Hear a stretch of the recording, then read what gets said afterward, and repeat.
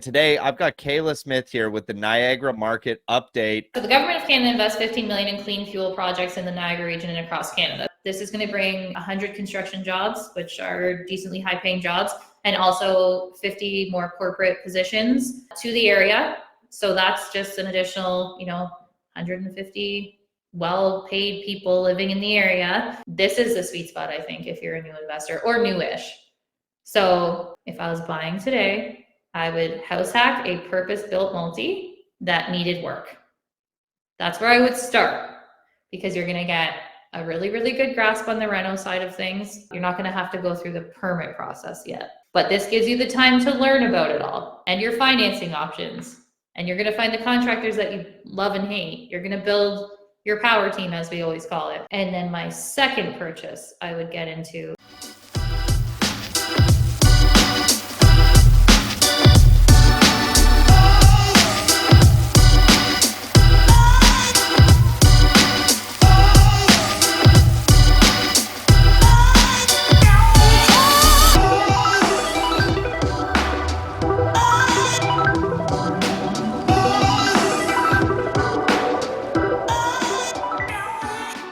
Welcome back to the Canadian Real Estate Channel. I'm Adam J.D. Martin, your host, and today I've got Kayla Smith here with the Niagara market update, and we're going to go do a big deep dive on that market because we just saw our stats. If you didn't already see the stats video, go back and watch that after this video because the stats are really cool. Median days on market are way down, so I'm looking to get some more insight into what's actually going on inside your market. Kayla, what's going on? Hey Adam, what's going on? Things are picking up, and I know that's happening across the board, but our months of inventory was up and our days on market was way down. So that should give everybody the insight that there's a lot more people in the market looking to purchase real estate right now.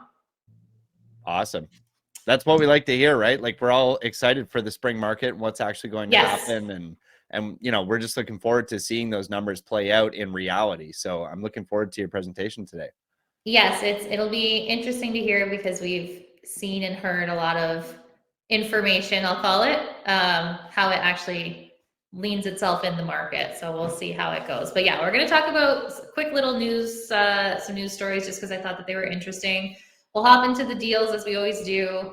And then I'm going to tell everyone what I would do personally if I was a first-time investor in this market, in Niagara specifically, how I would work that out. So news. I thought these were both interesting because we heard all of this talk about how the provincial government was going to give money to the cities, towns that met the housing goals. It's actually happening. So Welland was rewarded with $1.72 million for exceeding their 2023 housing targets. And St. Catharines was rewarded with more than $2.3 million for making progress towards 2023 housing targets. So the other thing I wanted to point out is the stark contrast between these two headlines. Yeah. But provincial government sticking true to its word on giving the municipalities and the cities funding based off of how they are progressing towards their housing targets. So if nothing else, take from this that they are serious about that. Usually these things take a bit of time, and not to say these haven't, but to see these numbers come into play already is pretty promising from a development standpoint. Yeah, that's great. I mean, with a couple $1 million, you could obviously afford to invest in more infrastructure. You could invest in new softwares. You could invest in more hires for those departments that allow for more buildings. So there's obviously a lot of actual really good downstream effects from getting that type of funding just out of nowhere. Yeah, so I think that this is great. And I also wanted to just touch on the fact that there's a lot of positive things happening in the St. Catharines building department. This is anecdotal experience. We're working on a few things in St. Catharines right now. And the forward progress that I've seen in the last, let's call it 3 to 5 months, was more than I saw in the last 2 years previous to that. So I know historically St. Catharines hasn't been the most investor-friendly city. I think that is slowly changing. That's awesome. That's really great news for people that have been looking at it and seeing some of the numbers, thinking maybe it's attractive, but then they hear, if they heard something like that, it could deter them, right? So that's really great to hear that here.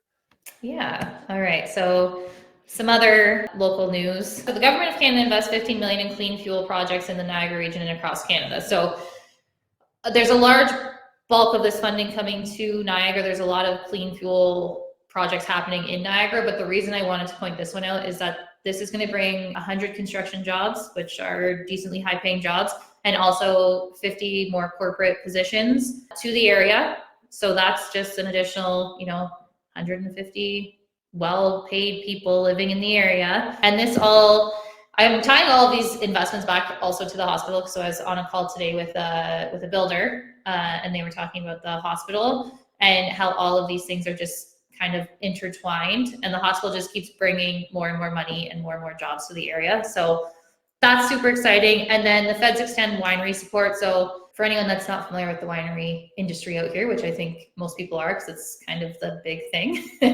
So there's 177 million over 3 years. Industry applauds major cash injection. So this is the winery and the hospitality industry is where we get a lot of our A+ tenants from. It's where millions and millions and millions of people come every year to visit. So to see that the feds, this is on a federal level, are continuing to invest in the area for that reason is just positive for people coming here, for people living here, and people investing as well. So I just like to keep everybody up to date on how the money flows in and out of the area.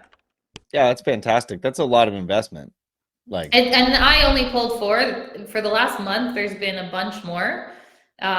So definitely a lot happening in the area in terms of government funding and investments. Yeah, that's great. And like I said, I think there's serious downstream effects to that. I mean, you get 150 people, but how many, think of any one project that you do. It involves maybe 10, 15 different trades in one project. And so if you have 150 people coming in and adding some value to their properties, it just bubbles up, and there's so much that comes out of that. So that's really fantastic. Yes. And just for context, I believe the hospital is 6,800 jobs. Yeah, that's wild. Set to open in 2028. So, and that's the people working at the hospital. That's without all the people working on the hospital, right? Which is probably well above that. Okay, jumping into some deals. So the deals are somewhat catered to first-time investors. Not to say that a seasoned investor wouldn't jump all over this, because this is a great deal at this price, but this is in Fort Erie, so one of the smaller border towns in the Niagara region. It is a legal triplex. It is vacant. It needs work. I haven't seen this, so I'm assuming it needs a lot of work inside. But 3 separate units, individual hydrometers, 339.9, 2 1-beds, 1 2-bed, vacant. Pretty, and the taxes in Fort Erie, 1960, pretty good. The lot's nice and small, which sometimes is a good thing if you're not looking to redevelop. So this is you could flip this, you could BRRRR it, you could house hack it. This one works. Yeah, I mean, even if you put $30,000-$40,000 a unit there, your cost per unit is so low. It's pretty hard to miss on something like that. Yeah, and the rents are decent. You can get good tenants in Fort Erie, with the caveat of it takes a little bit longer there than a city like St. Catharines. It's a lot smaller, but we've helped people place tenants in Fort Erie, and they're wonderful. It's close to, Fort Erie's tiny, but it's not far away from anything, and you're close to the highway, and you're also close to the States here. So a few different things that pull people to the area. Yeah, that price per unit's so attractive for a first-time investor. Yeah. Getting in at this price point is pretty crazy for a triplex, even if you have to put, a ton of work in it. So that's that one. This one's already sold, but I wanted to point out 2 things about this. So this could have been a flip, a BRRRR. It's a house hack conversion. It's sold for $435. It's in Welland. It's a 953 square foot bungalow. It's 1 3-bed upstairs, which needed cosmetic renos. It was just dated. The basement could easily be a 2-bed. The the after renovation value here is about 600, 650 depending. And it was in great shape. It was just dated. So, and you have a detached garage at the back there. You can kind of see it right here. Yep. So this is just really, really good deal. And the reason why I wanted to bring this up is one, good area, two, great place to live, three, it was only on the market for a day, if that. So my physiotherapist is in Welland, so I popped over to this house on my way there, got a video, sent it out to a few people, but before they responded, it had already sold. So one, you need to be quick, especially for these deals. Two, if you want videos, obviously call us. Three, we're paying attention to this stuff very closely, so let us know if this is something that would work for you. I realize it's sold, but it was such a good deal. I just wanted to let everyone know that these exist. Yeah, every market we've been talking to has the same message. Like it is now we've entered the time where you should be really prepared if you're serious about buying. Like you should be pre-qualified. You should talk to your power team. You're not buying a boat and then trying to go qualify for this thing tomorrow and not sure if you can. Yeah. Like it's the time that we're back in the market where you should be agile when you want to. Yeah, I agree with that. And the other thing I want to point out is even though there were multiple offers on this, it sold for $435. It was listed for $439.9. My assumption, and of course I don't know, is that there was a clean offer and there was maybe a not clean offer that was higher. I'm gonna go because it was pending very quickly. I'm thinking this is a no condition win, and I would never tell anyone to not put conditions in. I think for the right offer, people will take them, but in this case, I think that is what happened. We've talked about this one before. I just wanted to look at this from a different lens. So this is Herrick, three bedroom units. Each of them are about 1,000 square feet. This is also a house hacking opportunity for those first time investors. If your budget's a little bit higher and you want your mortgage covered and you want to live for free, this could be an opportunity for you. There's also the opportunity of a BRRRR here as the market increases and as tenants turn over and as you run out the units. And as the area around it, there's a brand new condo building about 10 houses away. So this is definitely, again, I had presented it as just a cash flowing opportunity, which it is, but this could also be a house hacking opportunity for someone who's looking to get into something a bit bigger. Back to the small stuff. So this is a little duplex. It's 1,150 square feet. It's one 3-bed. That's my mistake there. It's a 3-bed and a 1-bed. It's downtown St. Catharines. It is tenanted, so this is going to be, your BRRRR house hack situation. It's listed for $429. Tenants, in this case, they pay the heat and hydro.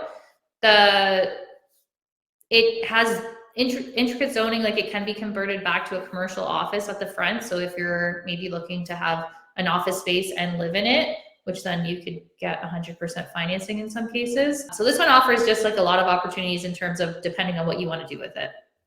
You could be creative on the financing. If you are a business, you could just keep it res, move into it, reno it over time, have it cash flowing. So I do like this one and I do like the price point. And I also like where it is. It's very central. Lake is very close to downtown. It's also very close to the highway. So you can't go wrong no matter which way you go. And then we've also spoken about this one. I love this property. I've brought it up a bunch of times. I love this property for several reasons. Zoned for Airbnb, 60 by 160 lot, listed for $929.9. But the reason I love this property the most is there is a pathway through CMHC here where you can get 90% of your money out of this deal in 12 to 24 months. So you go in with some sort of conventional financing, maybe a credit union, do what you need to do, get it all rented, and then exit through CMHC and have almost a full BRRRR on a commercial property. It's 5 1-bed units. The other reason I love this one is this lot is quite large. There's potential for redevelopment. The zoning allows for it, but also down the road, maybe a builder knocks on your door because they want to redevelop it because there's a condo going in down the street and there's a university going in and the hospital's going in. So I think that this area is going to come at a premium sooner than we think because of all of these things that are happening in Niagara Falls. Right. We saw similar stuff like that around the big Kellogg's development in London. Mm-hmm. Right? You can kind of see these things coming, and sometimes people don't take action on that, and then they wonder why in a few years, like the property around those types of big amenities have really changed the values. So there you have it, folks. The proof is there. This one I think is going to do about the same. So that is that one. Okay. Deals, Adam. Questions, comments? before No, I hop I into my love it. next. I really like the low entry prices that we're seeing there. And then even on the stuff that's like technically a higher Mhm. ticket item, we're seeing like really low price per unit. So I think that that's fantastic. Thank you, Kayla. Of course. And the other thing I want to know is, other than this one, that the Fort Erie property, and obviously Welland, which has sold, the other ones have been sitting for a bit. So there's likely some room to negotiate, like just because the market's heating up in the way that it is. On some properties, absolutely, if they're priced competitively, there isn't going to be a ton of room to negotiate, but there are still a lot of properties that are still there from when the market was a bit slower, and there may be potential to negotiate on those ones. So I would say don't sleep on the properties that have been sitting for a while, because the market was so stagnant. It doesn't necessarily mean that there's something wrong with the property. It just means that the market was stagnant, which it Yeah, was. So, makes a lot of sense to me. all right. So we're seeing a lot of opportunity for a lot of different levels of investors, but where I'm seeing most of it is for first time investors, unless you're getting into the larger stuff where you can go through CMHC or you're developing through MLI. This is the sweet spot, I think, if you're a new investor or newish. So just for context, when I started investing, I house hacked, but I didn't do a BRRRR. I just lived in the basement and rented out the upstairs, which worked very well at the time because the price point. And then we got into conversions immediately after. If I was buying today, I would house hack a purpose-built multi that needed work. That's where I would start, because you're going to get a really, really good grasp on the reno side of things. And you're not going to have to go through the permit process yet. But this gives you the time to learn about it all and your financing options.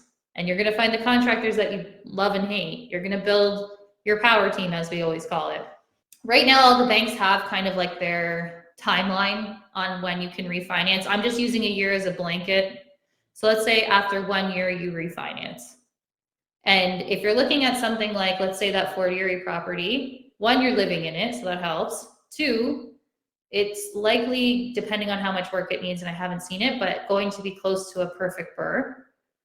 So you're going to refinance most of your money out of it. And then my second purchase, I would get into a conversion, which I would still house hack to start.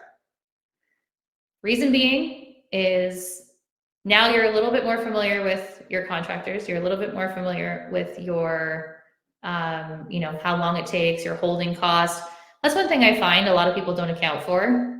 And rentals always take a little bit longer than what you expect them to, even still to this day for me. But I would do a conversion very similar to that Welland one. I would live in one unit, convert the other, live in that one, rent the upstairs, and move out. And again, you're on like a 1 year schedule here. My third purchase would be a larger multifamily. And the reason that I really wanted to talk about this, and the reason why I wrote like fourth, fifth, sixth, is I would exit into commercial a little bit faster than what I did. Yeah.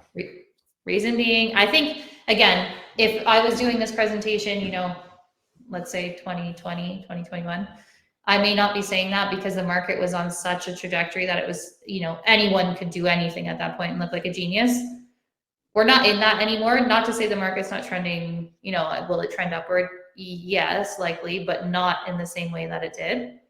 So we can't bank on the market making us rich, basically. So the financing gets a little friendlier. The way that you can increase the value of your property is very different. It's not solely based on the properties around you. So the big thing here is I would exit a bit sooner to the commercial side of things. Not to say I wouldn't keep these, I would. But also knowing when to sell these smaller properties in order to make those moves into the commercial side of things. So I did want to touch on this. Adam, what are your thoughts? Yeah, no, I agree with that. Like, I have a very similar start as you did. I house hacked like a semi-detached where I lived in the basement, and I did Airbnb on top of it, and longer term and student rental as well. And then kind of moved in. I never actually did a conversion, but I progressed from like the semi into a duplex, triplex, fourplex, and then eventually a 24 unit building. And I would say like the shorter the length of time that you can have between that first building and getting into those multi-families or commercial properties is like as short as you can get that, you'll be better off having done that because of everything you just said. The financing's better. There are just like better rules as well when it comes to tenants. If we're talking about like this building here is a fiveplex where it's got 3 residential units that pay for the whole building and then 2 commercial units that are kind of just the profit center. And for those commercial tenants, like you get all the benefits of a commercial tenant. You can raise the rents. You can do evictions faster if you need to, if they're not paying. You can be really creative with the lease terms and everything like that. And it's not governed by things like the Landlord Tenant Board and, Residential Tenancy Act. Like it's just different for the commercial stuff. So I 100% agree with that. And another thing is the financing, right? Like financing got so hard the last couple of years, and the commercial financing is just better. Like in some cases it's slightly more expensive, but you can get a lot more access to it. And so that to me is always better. That's a way better trade-off. So I 100% agree with you, Kayla. Thank you. Yeah, like I said, I just wanted to bring this to everyone's attention. I think there's a big unclear barrier, and I went through it too, of like commercial is just very scary for a lot of, like, I get it. It's bigger, it's more money, but the way that you can get your money out of it is actually, easier in a sense, even though maybe it takes a little bit longer. And while you're doing all of the smaller stuff, because that's all your budget allows for at the time, that's when you're learning about the big stuff. That's when you're taking in everything you can about commercial financing, about commercial buildings, what that looks like, how it looks. And you can still house hack those too. You can still live in those. It just looks a bit different. So yeah, if I were a new investor, I would do something like this. But the big lesson here is I would exit to commercial quicker. Yeah, and make all your mistakes or most of your mistakes on your small projects, because it's so much easier to do that. Yeah, if you make a mistake at the first one, you're usually okay and better for it in many cases. But once you get into the big stuff, the mistakes become a lot more costly. Yeah, so exactly. Good to learn them in the first few. So yeah, that's that. Adam, that's a wrap. No, that's good to go. Thank you, Kayla. I really appreciate it. And I know the people watching at home really appreciate the update videos that you bring to us, especially the deals.